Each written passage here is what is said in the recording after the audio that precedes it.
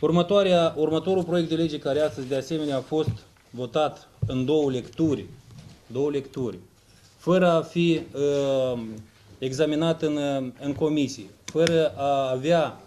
posibilitate deputații ca termenul de 10 zile care este prevăzut de regulamentul Parlamentului să aducă amendamente și propuneri pentru lectura a doua, este vorba de proiectul de lege cu privire la modificarea articolului 4 din legea despre statutul deputatului în Parlament. Noi astăzi am fost cu toții martori când acest proiect de lege a fost introdus pe ordinea de zi de către majoritatea parlamentară și ulterior votat în două lecturi. Ce se ascunde, după părerea noastră, sub modificările propuse? Este clar că modificările respective duc la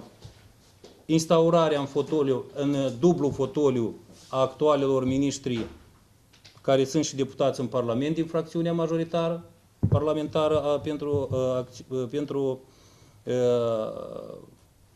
integrarea europeană. Și noi considerăm că aceste modificări sunt de asemenea anti-europene, antidemocratice, fiindcă tot ei au fost cei care au criticat timp de 4 ani, de 8 ani, că comuniștii au uzurpat puterea în stat, dar uite că au venit așa zisii liberal-democrați și mai agresiv, mai insistent, modifică legislația Republicii Moldova sub